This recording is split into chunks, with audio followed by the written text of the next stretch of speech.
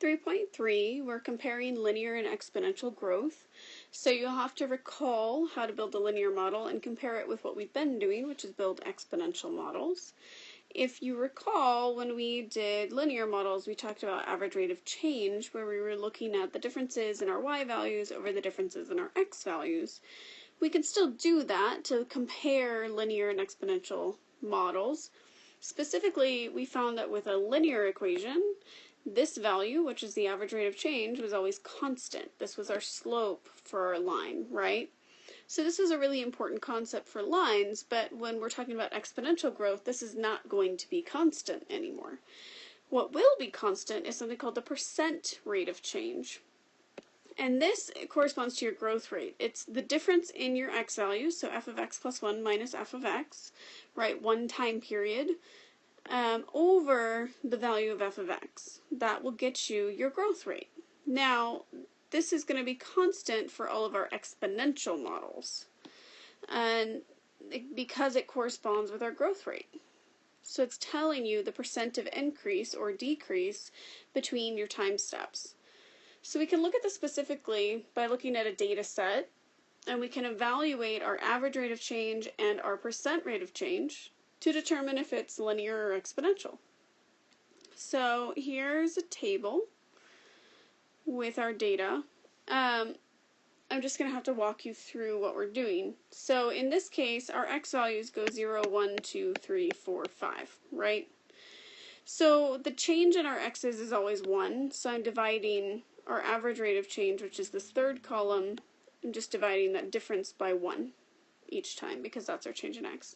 So for this very first one, the change in our y's corresponds to 100 minus 20, which gets us 80. 80 divided by 1 is still 80. So our average rate of change between the first 2 points is 80. We repeat for the second one. 500 minus 100 gets us 400. 400 over 1, 400. We repeat all the way through, and we go from 80 to 400 to 2,000 to 10,000 to 50,000. These are nowhere near each other. So this is definitely not a linear model that we have our data set in. Let's take a look at that percent rate of change. So the percent rate of change corresponds to the average rate of change divided by the corresponding f of x value. So if I take a look at 80 and I divide by 20, I get 4. That corresponds to a 400% increase. And if I do it again, I take 400 and I divide by 100. 400 over 100, oh look, it's 4.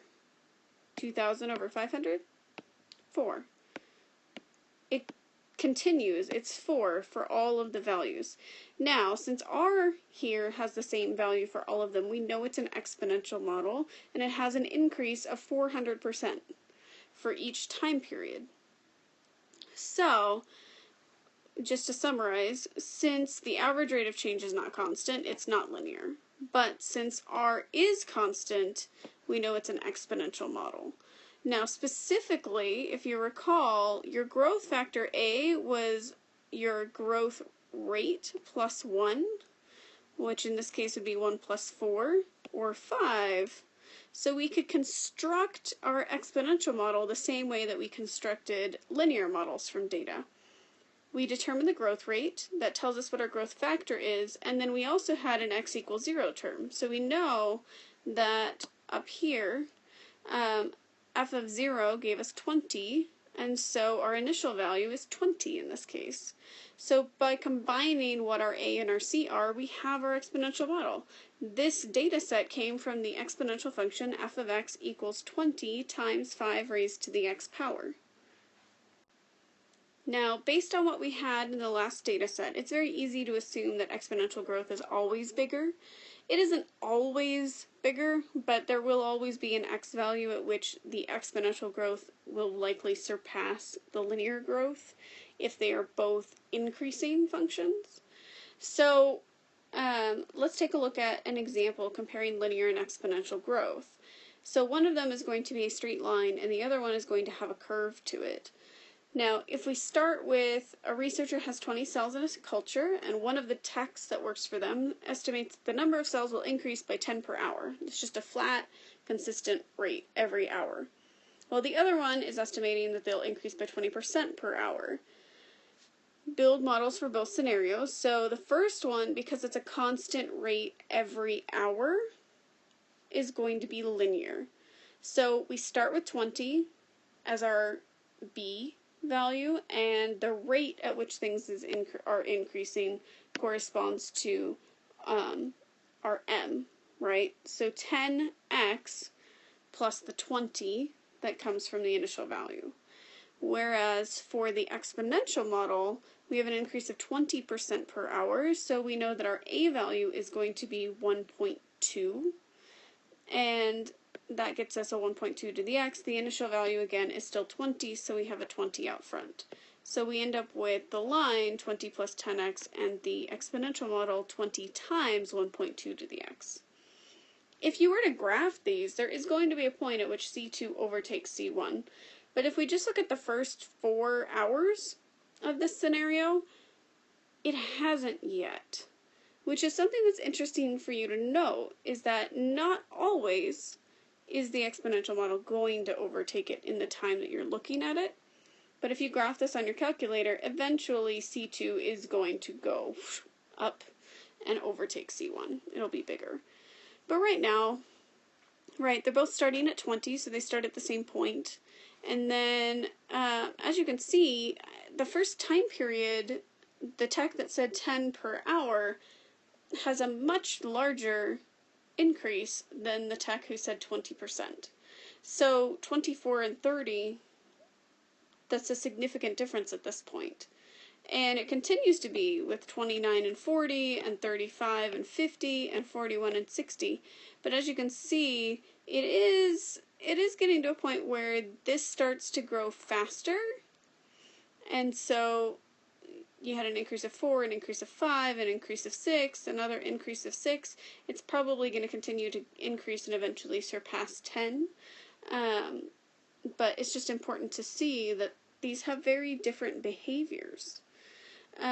This one is going to be that smooth curve, and this is going to be a very straight line. For C1 is going to be a very straight line. C2 is going to be a nice curve. And so, yeah, eventually this guy will blow up and go off somewhere. Whereas this one will just continue at its straight rate. And so they will cross. But if you're looking at a shorter time period, it may not really affect which one is going to grow faster. But which one of these makes more sense for this particular model? If you have 20 cells, is it likely that that 20 cells is just going to always bring 10 more and no more than that? Or does it make more sense that it's going to be based on a percentage of the total cells in the culture? Generally, it's going to be the latter. You're not going to just have 10 cells, poof, come out of thin air every single hour. It's going to be related to how many cells you currently have.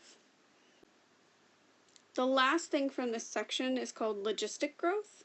And this is an exponential model that is specified for something that has a limited system. So it can't grow beyond a certain size because the system won't support it. This is generally more applicable to reality because most things, right, if you think of like goldfish in a bowl, they're not going to survive if you try and shove 20 of them into a small goldfish bowl because they're too big. They won't be able to move around, and many of them will die, likely, as a result. And it will go back to a more, hospitable size of population inside of the fishbowl. Now, the general model for this corresponds to this f of x equals c over the quantity 1 plus b times a to the minus x. Do note that a is always positive here, positive and bigger than 1. So you're looking for a growth rate in order to be consistent with growth, logistic growth, just like before, a would be greater than 1 for growth. B is always going to be greater than 0 in this case, based on how it is in the denominator here. X corresponds to our number of time periods that define our growth factor, which is still a. It's just a little bit different than it was before because of its location. C is the carrying capacity. That is the greatest number of whatever species you have that'll fit in the system that you're modeling. It cannot go above this number under any circumstances and still have the population survive normally. B comes from whatever your initial value is. So if I substitute in x equals 0 into the equation, you can see that f of 0 is going to be given by c over 1 plus b. So if I know what the capacity is, and I know what my initial value is, I can always determine what b is algebraically. Let's actually build a model. So if we look at this example of butterflies in a sanctuary, if you initially only have 20, that's an important number, right? And the sanctuary can only support up to 500. Find the logistic model for their population if it increases by 10% per year. So we already now have an idea. So our time increment is years. Our carrying capacity is 500. And then we can find b by the initial value of 20. So c over 1 plus b is 20, meaning that 500 over 1 plus b is 20. Now I just have to solve for b. So I multiply both sides by 1 plus b. I have 500 equals 20 times 1 plus b. Divide both sides by 20. That leaves me with 25 is equal to 1 plus b. Subtract the 1. And I'm left with b being 24 for my equation. And then the last piece, since we're increasing by 10% per year, we know our a is 1.1, the same as it would be otherwise. That gets us f of x equal to 500 over 1 plus 24 times 1.1 to the negative x. Now, it's a negative x because this is in the denominator, but we want it to still behave exponentially, and so if you recall dealing with exponents, a positive exponent when moved to the denominator will become negative, okay? I have graphed it here. You can graph this on your calculator too if you want to substitute it in and take a look at it. Be very careful with your parentheses, but you should end up with a graph that looks roughly like this. I have drawn in this dotted line at the 500. So this is the limit. Basically, it's a population, so it's never going to go below 0, but it's also never going to go above my carrying capacity of 500.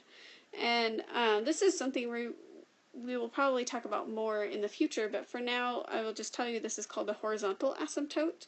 It's a value that is never exactly reached, but it is a value that is getting very, very close to as you continue further in time. In this case. And so you have this lovely little model where it starts to look like an exponential and then it kind of stops growing so quickly and then slows down, but it still continues to grow as it approaches the carrying capacity. Now, in terms of computationally, you would calculate things the same way that you're used to. How many butterflies are in the sanctuary after 5 years? You would substitute in 5 for x in the equation, just like you would for your other ones, right? P of 5 is given by 500 over 1 plus 24 times 1.1 raised to the negative 5 power, which if you plug that into your calculator, you should get something around 31.4423, but the decimal doesn't make sense because we're talking about butterflies.